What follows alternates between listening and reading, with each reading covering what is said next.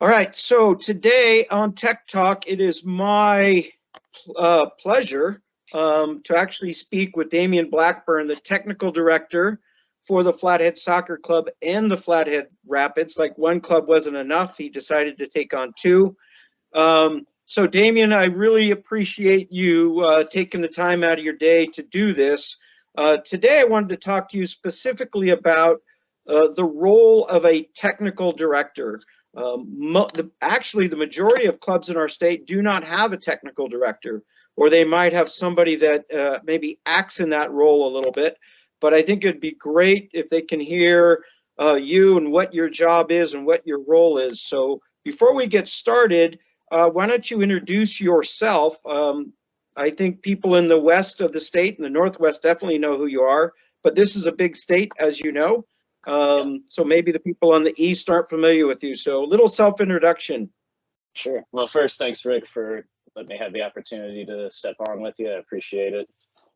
It's always great to talk with fellow soccer minds and share our experiences, and hopefully someone can steal a little bit from our talk and apply it in their own environment. So I appreciate that. So just like Rick said, I'm the technical director for Flathead Soccer Club and Montana Flathead Rapids, so encompassing Kalispell, Whitefish, Columbia Falls, and we do a lot of work with Big Fork as well in a consultant type of role. Technical director, yeah, it's a very, very interesting role. I think every environment's very different.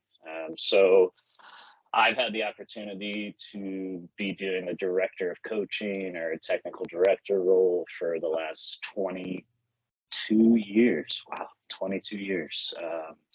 So I did that in Ohio. I did that in Virginia, a little foray down in Florida that was very brief, in all levels though. So I've been blessed with the opportunity to work in the grassroots, which is what I would consider most, if not all, of Montana youth soccer currently. ECNL levels, the MLSDA, and kind of all in between. So, it's been a blessing. The game has opened up so many doors for me, so many opportunities, and it's brought me to the wonderful state of Montana, one that for the last 12 years, I've been coming out in one way, shape, form, or the other. Whether it was during the summers, do camps with the Rapids, or if it was to come out and play with some of the men's teams out here, whatever it might have been.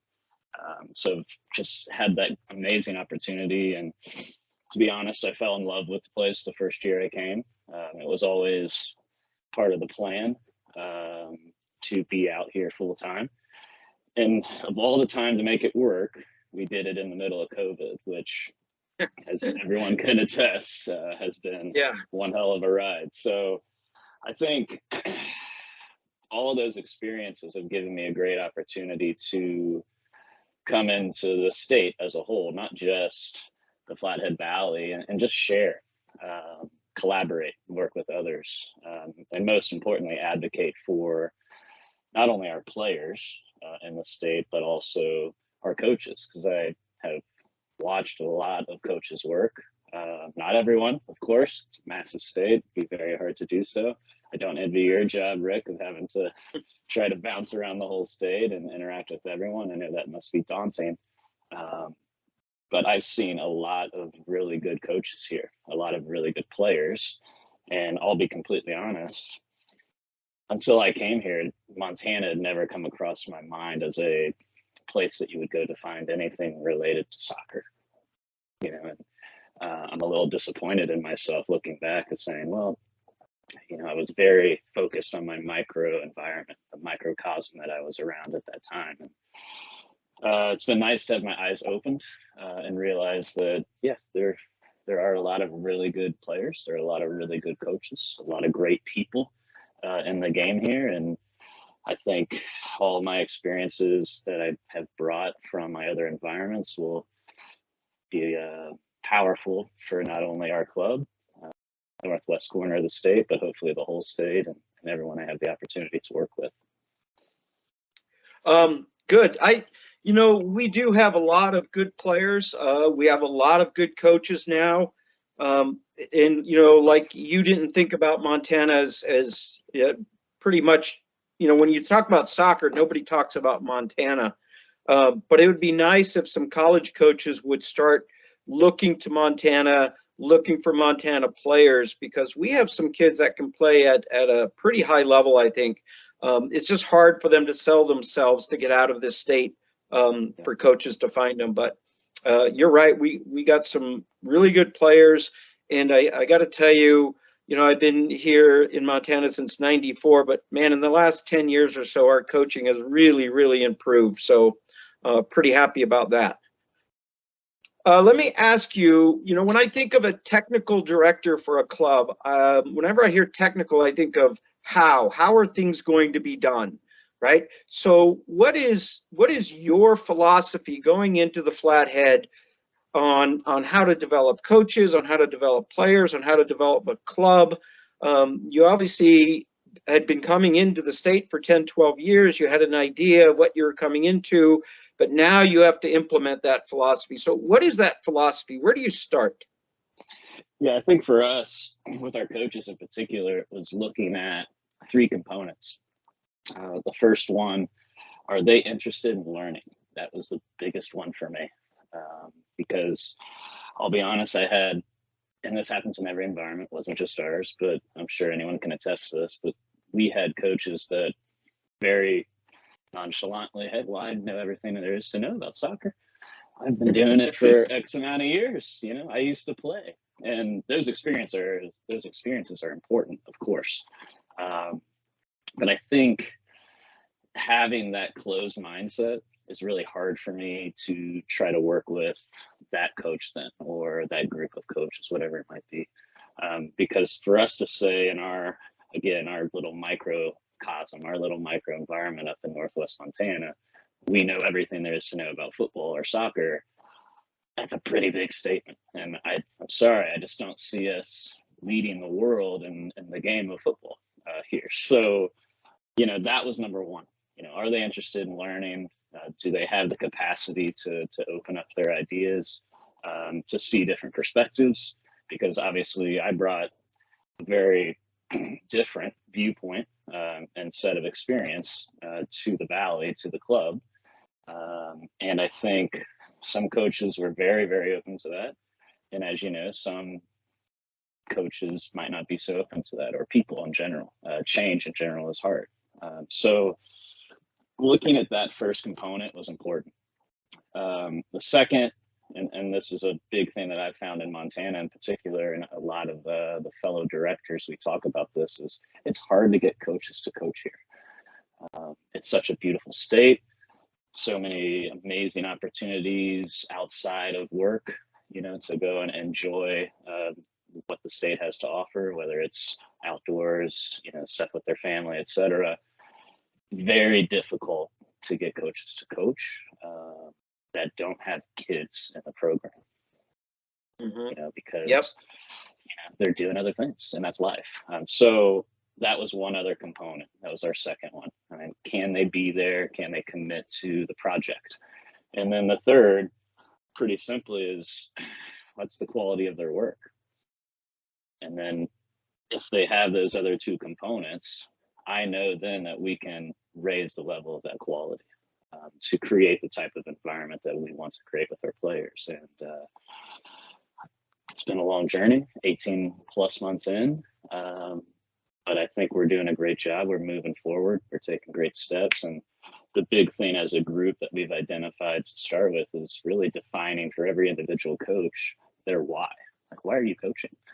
And I'm sure if you've asked that question to coaches, I mean, when you're doing licenses, the answers are enlightening. Maybe is a nice word to use from some. We're lucky, I think. A lot of our coaches found the same type of realm of answers. It's getting back to the game, providing opportunity for our kids, making sure they enjoy it and want to come back.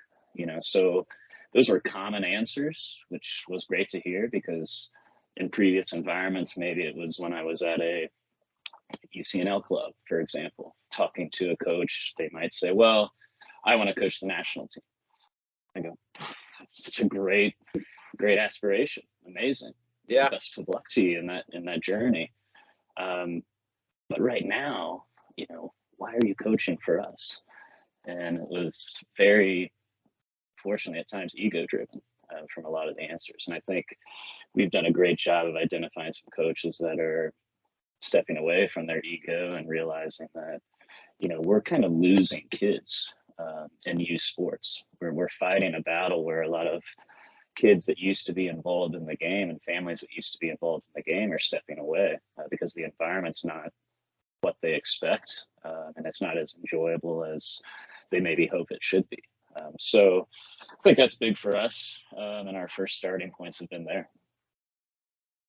A lot of the things you just mentioned, I talk about in coaching courses, and one of them is, why do you coach? And I love it when I'm seeing more and more young people, and they say, I want to get back to the game that I love, and I love that. And then I've also heard, my wife signed me up to coach, so and everything in between, right? But I am seeing more and more young people give back to the game that they love, which is great. It's great for our state. It's great for our kids. I thought what we would talk about, and again, I mean, you have such a big job being a technical director. We could probably have 2 or maybe even 3 of these tech talks. But what I thought we would do is let's break the season down, and I'm just going to go by the calendar year. Let's start January through March, right? To get ready for the spring season starting the beginning of April. You need to hire staff. You work on coach development. You work on player development. How does that? Where do you start? Let's start in January. Well, as you know, the state is difficult with winter, so that's been a major adjustment for me. I mean, I'll be completely honest, and if I was saying that it wasn't, that'd be ridiculous to say that's not an adjustment. I'm used to environments where you can train, at least 10 months out of the year outside. And as we all know, that's not viable for us. So especially in the northwest corner of the state, we're the last to kind of thaw out. We're the last to get on grass usually. We were a little blessed this winter, a little light, so we were able to get out a little earlier than we have been. But long story short, when we look at the winter period here, and a big project for us is, well, we have to have indoor space. We have to be able to keep working with our players, with our coaches, our membership in general, to keep them engaged. There's only so much you can do through off-field events and keeping them, oh, hey, this is what's going to happen in the season. That's 4 months down the road. That's just not going to keep kids actively working towards playing the game and developing. So I think, we're lucky here. I know I've talked to a lot of directors and different people in the state, and we actually have access to, 2 indoor facilities currently. One of those is part of our agreement, our sponsorship agreement with Logan Health, which has been great. So we have about I'd say almost a 77 size space, a little bit of the width taken away because it was a multi-use facility, so we bought turf, put it in, brand new turf, new setup. We held a league, during the winter months there. So just trying to go through those stages of providing, again, these opportunities for them to keep getting touches on the ball, to keep engaged with their teammates, to keep seeing their coaches. I think my observations previously was like, it's kind of like this dormant period, right? Where everyone just kind of shuts down and they go and do other things. And for us, Big Mountain's right here. So everyone's skiing, everyone's doing Nordic, everyone's playing basketball, whatever it might be. And that's all great. I think all that stuff's amazing. But those opportunities, again, is part of the reason why I've moved here.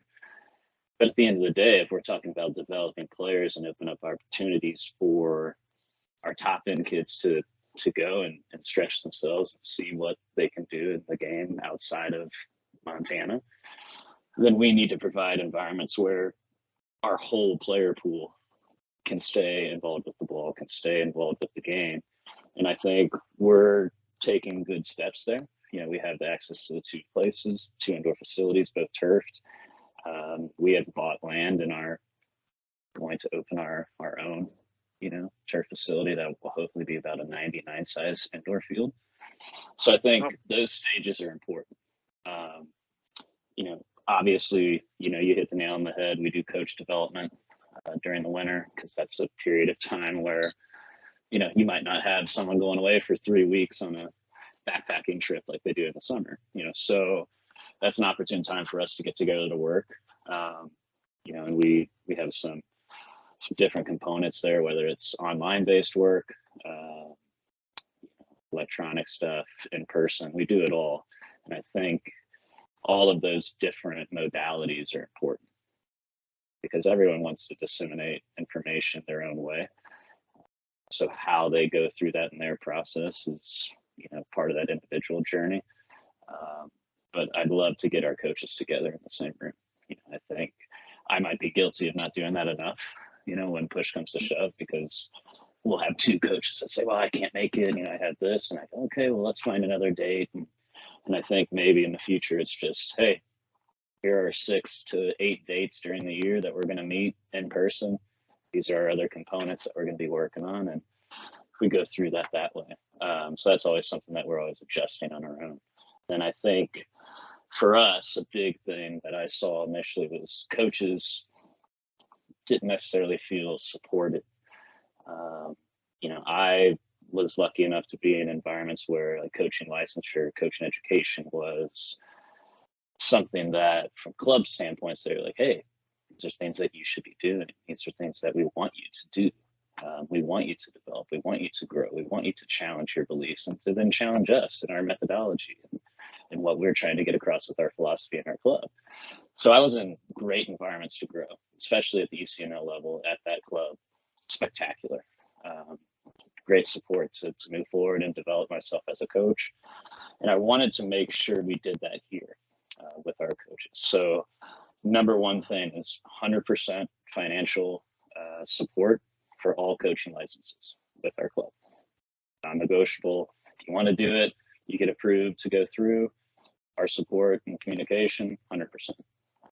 Obviously, we have different stages of that with regard to how we reimburse them, but I think that's been a game changer for the coaches. I don't know how many of them have come up and said, I never felt like it was something I should do. It was always daunting to look at like we had the coaches do the C license last year, right? I think we put 5 coaches through that license, and it's expensive. It's hard to financially, if you're a coach individually too. Like I had to pay for my first 2 national licenses on my own, and I was a poor kid, working through, just kind of figuring out if I'm going to do this soccer thing full time. And, it's daunting. I would admit that. And looking at it and looking back, I go, man, that's a lot of money that went towards that project. Now I see the benefit, but it's hard for some coaches to kind of see that pathway.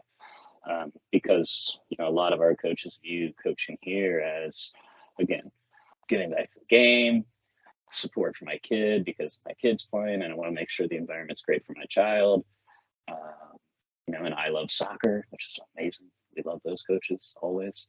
But at the end of the day, if they don't feel supported in that arena, both financially and the fact that, I've been there, I do coaching education for United Soccer Coaches, and then I'm hopefully going to be within the USSF staff as well as a grassroots license instructor. So I think creating that type of environment for our coaches has been really critical for me.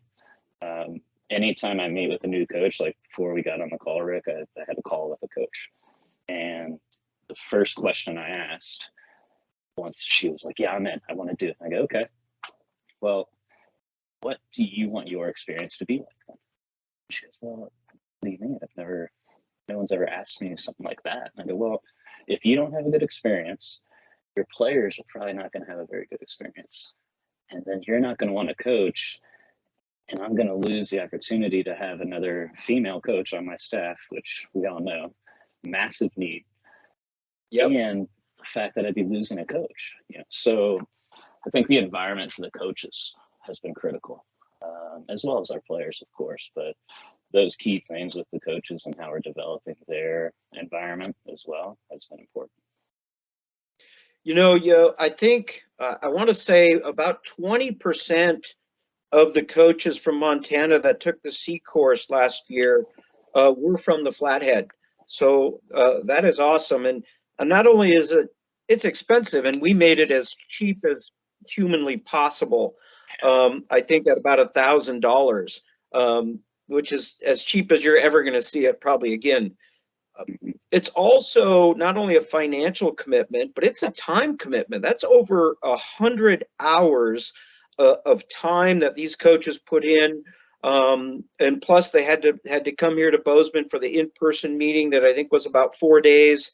So it's a huge commitment. So it's nice to see that those coaches made that commitment, and that you and your club are supporting that commitment, because it is a lot of work. So that's great. I see a lot of times in clubs that their best coaches are coaching their oldest age groups. The U18 team or the U16 team. And I've always kind of thought that the better coaches should be coaching the younger teams, the 12s, the 13s, the 14s. What is your take on that because you have to place your coaches with a team. So you're looking at the team that you have, you're looking at the coaches that you have. How do you decide who goes where and why? Yeah, it's a great question. And I agree with you 100%.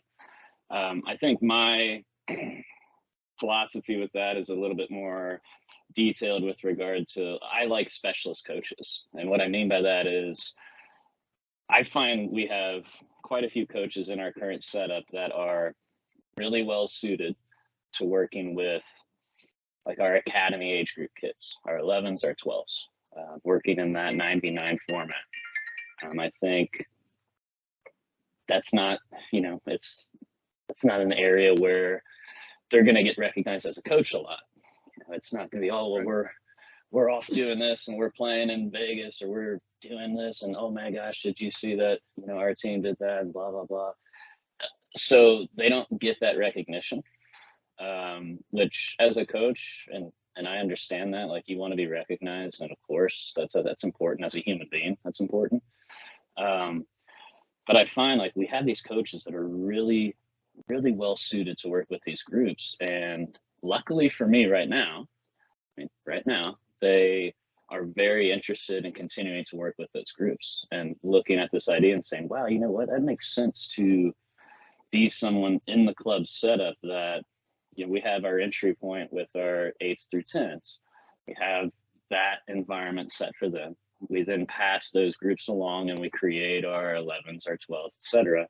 And we have coaches that work there consistently, that are masters of their craft, that understand how to deliver stuff in our curriculum, how to deliver our core concepts for our players to learn and to continue to develop. And I think it's really hard to find that. I've never been able to establish that the way I really want to in 22 years, because eventually someone's going to say, man, you know what, I would really like to progress my career as a coach and maybe coach older groups. So that's hard, and I get that. For me personally, it kind of works out. It helps us a little bit that I don't really like working with the oldest age groups. I think our coaches can have the biggest impact at 11s through 14s with regard to, teaching the game, the technical components, the tactical stuff. Like I said, our core concepts, bringing out our core activities that we utilize all the way up through our U18s. So I think if we can continue to identify coaches there, and importantly as well, make sure they're financially compensated properly working in those groups, I think we can have a lot of success. And because you put together the framework for the players to develop and grow from on their own in a lot of ways. I think, and this is from my perspective as a player, no offense to any of the coaches I had ever, because I had amazing coaches. Obviously, you don't make it to the professional level as a player if you didn't have an amazing environment. both at home, Yep. with your teammates, with your coaches. Great environments, of course. But of course, we all know that there's certain coaches that you're like, yeah, wasn't necessarily the best coach I had, but you took something from them. I tell you what, the coaches that I had from 11 through 14, 15, they made me the player I was. No doubts in my mind. That they gave me the foundations and helped teach me the components both on and off the field that I needed to succeed. And then I chose, with the support of family and other coaches and teammates, to really try to drive forward and develop in the game and open up doors. And luckily, I was able to do that. So I think identifying those coaches, Rick, for me, critical. And I agree with you. Our best coaches should be working with our younger kids, because if we lock them in there and they fall in love with the game there, we probably won't be having this big drop off at 13, 14 that everyone else sees throughout the country, where kids go, you know what? I don't have the foundations, because kids are smart. They go, man, my teammate is really good at doing this. I'm not, and I know that I need to be able to do that to have success. So they're going to go, well, I'm probably not going to be overly successful. And they might keep playing to, play with friends and to stay involved in the game, but they're going to look at it and go, well, so-and-so is going to go try to play. They're getting recruited here. I know I'm not going to be able to do X, Y, and Z. I might just look to do something else. And I might play a different sport, or I might go run instead, or I might, whatever. There's so many things here, especially that they can do and have the opportunity to do. So I think if we get them dialed in there, and give them the foundations that we know are required to have success in the game, then they can choose to move forward and develop there on their own. But yeah, those young coaches are critical. Yeah, I always think the best thing a coach can do, and I don't have the magic pill on how to do this, and it's different for every player. As a coach, I've always thought the best thing you can do is either get a kid or teach a kid to love the game. If you teach a kid or get a kid to love the game, everything else will take care of itself. That's the way I think about it. If I love something, I'm gonna practice on my own. I'm gonna play on my own. I'm gonna have the ball at my feet all the time. So I think it's great that you have those coaches that are enthusiastic about coaching those younger age groups, because if they have that enthusiasm and they can transfer that to their players, and like I said, once you love the game, everything will take care of itself. Right. You'll train on your own, you'll play on your own. Yeah. Well, we talk about that with our players. It's that intrinsic versus extrinsic motivation, right? Where you ask them, they go, well, why do you play?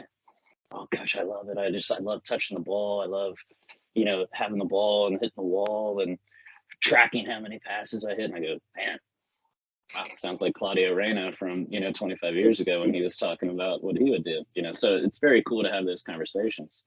And if we find more intrinsically motivated players, that's the problem though, right? Because not every player is overly intrinsically motivated, especially in a state where, we have a lot of first generation families that are just figuring out what soccer is. So for them, it's like, well, here's an activity. Let's see if you like it. And the question is, do you like it?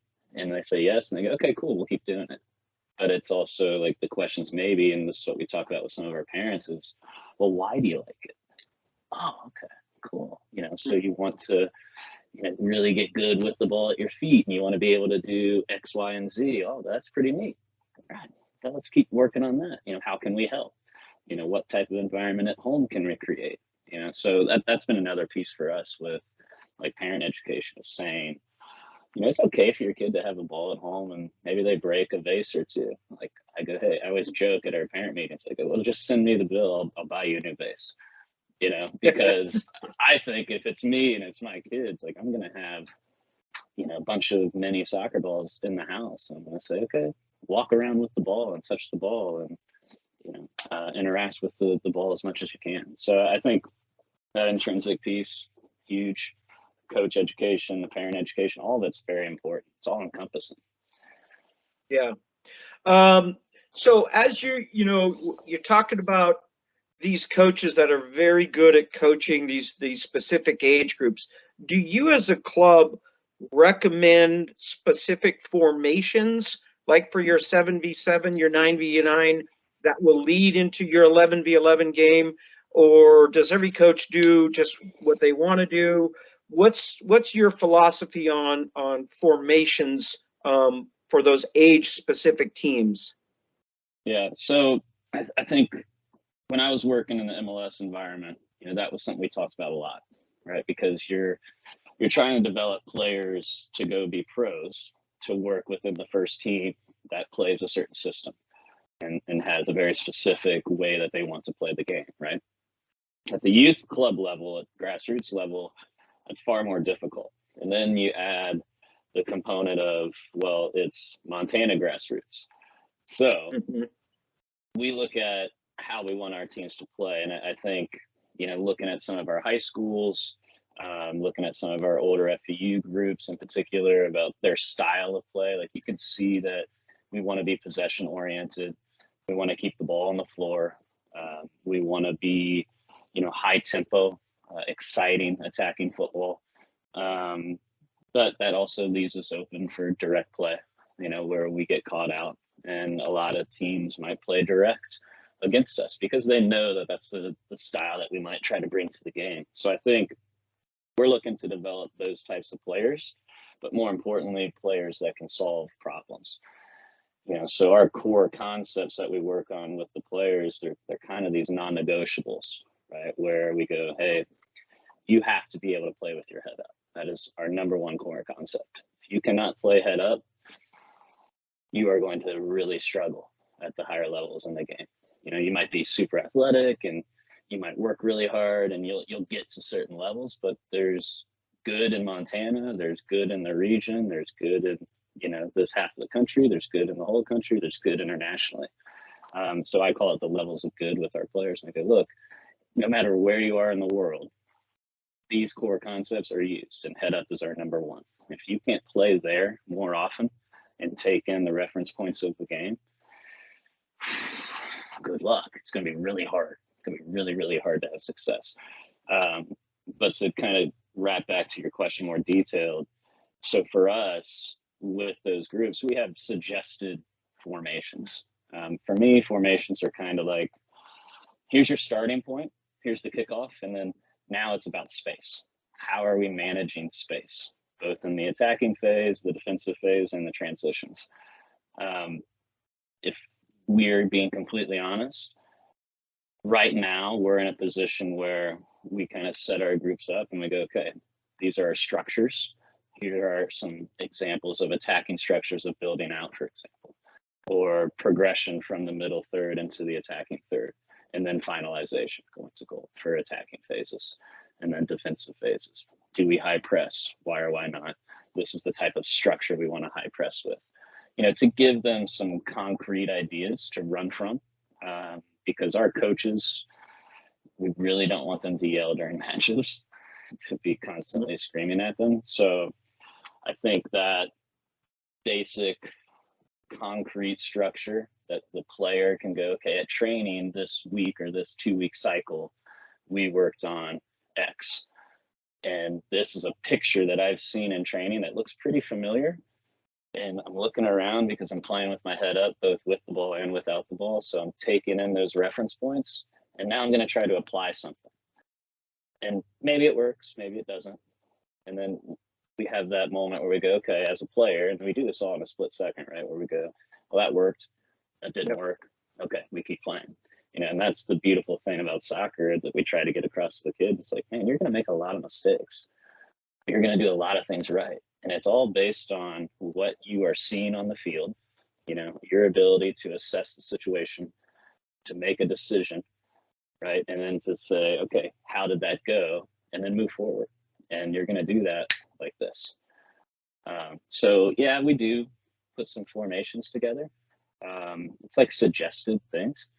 And then the other part about that too, and Rick, as a coach that's been around for so long, we can say we want to play in a 4-3-3 with our older teams. We might not have the players for a 4-3-3. Right. There's a team I'm coaching right now that I don't necessarily feel that we're best suited to play in a 4-3-3. I feel that we're best suited to play in a 3-5-2 with the players that we have in our team. No other team will probably play in that system on the girls' side specifically in our older age groups. That will be the only team that plays that way. So there has to be, I think, some give and take there, especially in our environments. Now, if it was like what I said, MLS, it was ironclad. And part of our job was, okay, you go out, Damion, and you recruit the players that we need, or you scout the players that we need to fit this team, this system at this age. And that was part of my job there. So a little bit different, but. Yeah, a couple things you said there. I like the term that you guys use, kind of a club keyword, head up, right? Because players can only make a decision based on what they see. And if my head is not up, and I do this at training sessions, I'll have a kid drop his head and I'll say, what color are my shoes? And I'm 6 feet away and they can't tell me because they can't see 6 feet. So until they get their head up, the more they see, the better decisions that they can make. So I like that. That's a great philosophy there. And I'm going to date myself a little bit. There used to be, the Federation used to say, you play a formation or a system based on the players that you have. So like you just mentioned, you have a team that you feel can play a 3-5-2. And somewhere in the past, I don't know exactly where, they said, okay, we just really recommend a 4-3-3. Rather than picking a formation that fits your players, now they kind of say everyone should be doing this. So I think there's probably a place for both. But again, at the end of the day, it's going to be based on your players and what they can do. And if you don't have those players to play in a 4-3-3 in a style that you want, then yeah, you probably need to pick a different formation. And like you said, a formation, you watch games on TV, the only time you see the formation is when the announcers put up the starting lineup at the beginning of the game. Because it's just a recipe, it's just a starting point, and then you get going, and you can't look out there and tell me what you think they're playing at that time, and they're probably changing during the game as well. Right. So I know scheduling is very difficult in our state. I don't know if you attended the scheduling meeting, or I think you might have been off with ODP, but it's very difficult. Obviously, we have a very short season. We have bad weather. We have great distances. We have teams that want to play in tournaments, either in state or out of state. How do you approach that scheduling? And I always question coaches, why are you going to a tournament? What do you want to get out of it? Are you going to try to win this tournament? Are you going for player development? Are you going so that parents can go on vacation? What's kind of your thought behind these things? Yeah, I think this is a completely new problem for me. Looking at just Ohio, that was the last environment I was in. So Cincinnati itself had, I believe, more registered players than the whole state of Montana. So one city in the whole state had more registered players. So I think, you always look at that too. Like we could be down in Nashville on a 4-hour drive. A 4-hour drive for us from Flathead Valley is to get to you, or get to Postman. Maybe gets to you like 5 hours actually, so, that's challenging, no question. I think there's a few pieces with that. The tournament component, for me, it's about ideally seeing different opponents to play against, different styles. I do think it's important from the player's perspective to have those opportunities to go play in a different environment, to enjoy time away from home, to be around each other in a social component. I think that's very important for the team building piece. I laughed a little bit when he said the parent vacation thing. I think, some parents view it very much as an escape for them too. and that's hard because, we'll have conversations about like nutrition. What should we be eating in between games, and what should we be doing? And then you have a kid come to the second match, which that's a whole different discussion. I think we should play one game a day, but that's not overly realistic. You have a kid show up that, can't move. You're like, gosh, Betsy, what'd you have to eat? She goes, well, we went to BW3s and I had, 12 boneless wings and then half of a burger. And I'm like, yeah, that's going to be really hard to play soccer at any type of level if you're eating like, so I think sometimes we run into that. But again, if you can be proactive about how you engage with your families and just make sure they understand the expectations, you can nip a lot of that in the butt. But tournaments for me, primarily it's about them getting to see other opponents that we don't get to see regularly. Unfortunately, it's a really difficult part of the country to really do that without having to fly.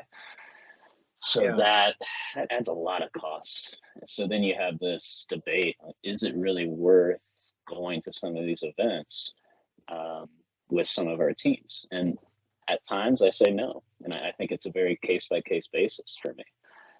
And that's hard for families to hear.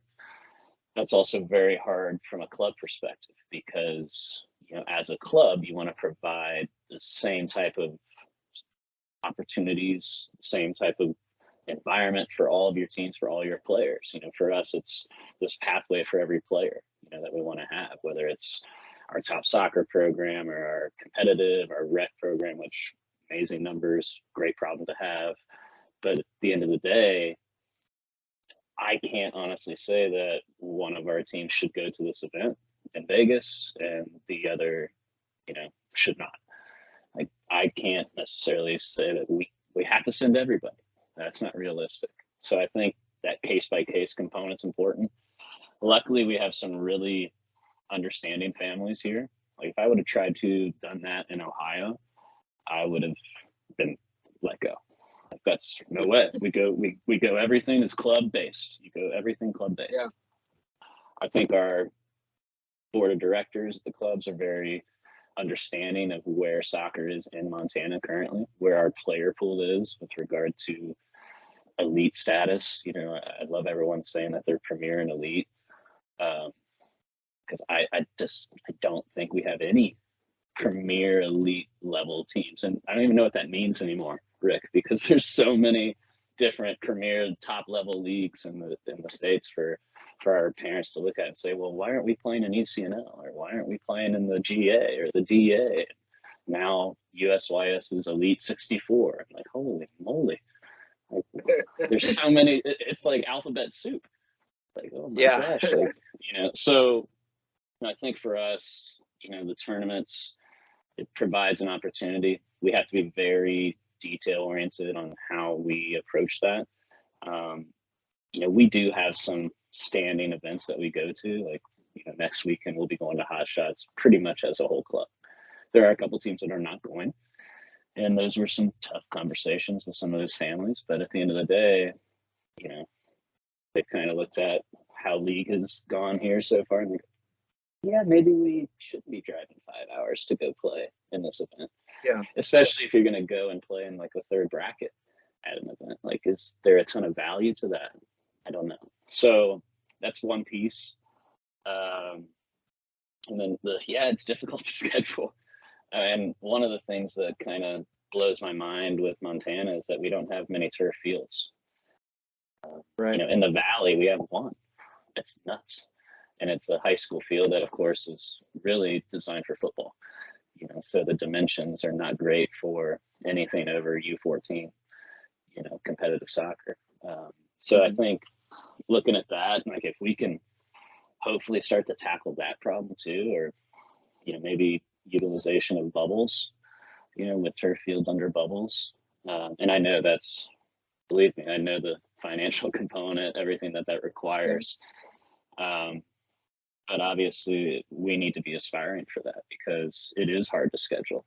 I think, what was it this year already? 3 weekends where we've had multiple cancellations because of snow still, because of rain, sleet, it's just difficult. And then obviously the referee problem. We need to identify more refs. I mean, I think I've gotten maybe 4 emails since we've been sitting here saying, hey, we need a ref for this. We need a ref for this event. We need a ref for this game. So there's a lot of stuff that, I hope a lot of parents and, families watch these tech talks, because I think they get a different perspective then. They go, oh, wow, I hadn't thought about that. And that's a lot of stuff that's going on. Yes, it is. They always know it's a big state. That one's easy. Like, oh yeah, to play Billings, that's going to be hard, But I think sometimes they just need that viewpoint, and we can share that with stuff like this and what we do in our individual clubs. But it's just going to take some time, and hopefully, more collaboration with. We've done some great stuff with Idaho, but even when you do that, you start to get to a point where it's, well, we've seen Timber Thorns 5 times this season. With some of our teams, it's like, okay, we get it. You guys play this way, we play this way, and yeah, we'll play again. It'll be great, but we're also making families travel 5 hours back and forth, 10 total hours during a weekend for 2 games, and they have to stay in a hotel. So there's a lot of things to weigh, but it is difficult to schedule here. No question. Yeah, we're getting more turf fields now. Obviously, Bozeman now has a couple. You have one. Billings has a couple. But yeah, I remember when there were none in the state. And so we're getting better, but again, like you said, dollar amounts. Those turf fields aren't cheap, and there's still upkeep on them. Maybe you don't have to water it every day, but they do wear out and they do need to be replaced. So there's a lot. There's a lot that goes into those decisions and trying to make those things. And I think a lot of times you're right. I hope parents do watch these things, because a lot of times people show up at the game and they go, oh, it's nice. Everyone's here. The field is lined. The nets are up. The referees are here on time. This is like magic, but they don't understand all the work that goes into this. For instance, we were going to have this tech talk yesterday, and I think you had to go out and line fields before it rains today. So, yes, those things happen all the time, and there's people that are behind the scenes that are getting it done, and no one even knows who they are. So I hope people do watch this. We're kind of running long here, but I wanted to touch on this. Your season, April to June. What is your day-to-day? What are you doing day-to-day? I know I'm guessing you probably go out every day and work with coaches and work with teams, but what is the day-to-day work for you during the season? Well, up no later than 7, usually earlier. I'll usually wake up to about, 50 emails-ish, give or take.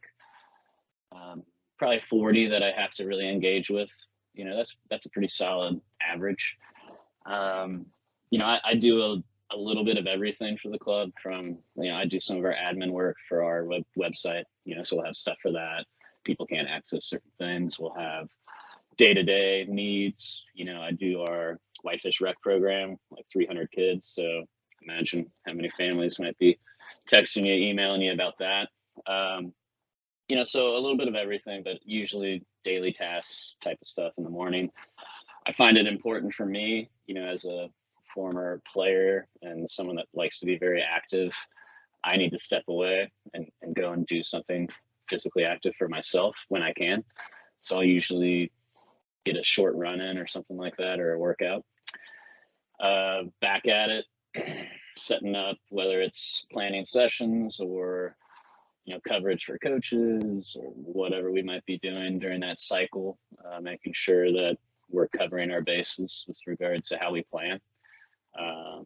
I engage coaches individually on that, whether it's we sit down, have a coffee if we can. We have, stuff over on email. We're trying to develop an online coach education kind of database, beyond like Google Drive, if we already have that. I want something where we can have our session planning centralized so all of our coaches can see that process and work together. That's kind of our next stage putting some stuff together.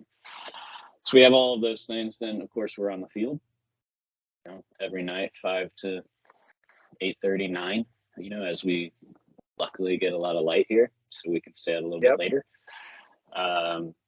I do some small group individual training in between or before, so there might be days during the week where I'm out from 3 to 8:30 on the fields.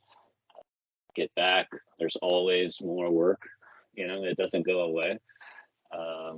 The only time that work goes away is right after the end of fall season. You have that little lull during the start of winter, and then it all kicks back up again. And that's one of the great things about the job is I like busy. Busy is good. If I'm not busy, I get a little antsy, to be honest, Yeah. So, but the day to day, it's great, full time. I have the opportunity to do that. Not a lot of people do, and I know that's a blessing. But it's also a blessing in disguise. It's definitely not a full-time job that a lot of people think what a full-time job is. It's where, I clock in, I clock out. Well, there's hardly ever clocking out, with regards to servicing 3,000 families, 2,000 some odd families, and then helping Big Fork as well. So there's very rarely any time where you get to clock out, and I'm okay with that, and I'm lucky to have family that supports that, and friends that are involved in the game that want to maybe have that same type of work-life balance, So, it's hard. It's tiring for sure, but when you have the right idea of why you're doing it in particular, and for me, it's about the advocacy for those players and coaches and families, then it makes it completely worth it. And I do the stuff with the club. As you alluded to, I work with the ODP program within the state, also on the region staff for the ODP program. I'm doing coaching education, so it's a lot. I think someone joked with me yesterday, you might be the most busy soccer guy in Montana. And I said, well, that's not fair, because there's a ton of people in the state that are working just as hard, if not harder than me, and they're putting just as much time, if not more time in it than I am. So I think, going through that process and the day-to-day and making sure you just keep an even keel about what you're doing, it's very manageable. But of course, just like any other director that you probably would have on here, they'd say, well, I'd love more soccer people. I'd love more full-time soccer people working with me. And that's hopefully where we're going to get to with our setup. That's our kind of next stage with staffing in particular. So. Well, I think you also, you just left out that you're also a high school coach, that you coach at Glacier. So ODP within the state, ODP within the region, two club technical director, and a high school coach. And I agree with you. The only way you can clock out is probably if you go like backpacking and get away from your phone, get to a place where your phone doesn't buzz. Yeah, well, Rick, other than I was that, very strategic, man. I place very close to Glacier National Park for that reason, so I can bop in and, take a 30 to 40-minute run or jog and be back within an hour. So I have that balance, luckily for me. Yeah, well, good. Make sure you keep that. Damion, I can't thank you enough for taking the time out of your day to speak with me. I hope a lot of people watch this. We only covered the first half of the year, so we might have to get on and do this again at some point. But thanks for taking the time. I really appreciate it. All the best. Have a great season up there. Yeah, thanks, Rick. And anytime you want to get on one of these again, just let me know. I'd be happy to do it.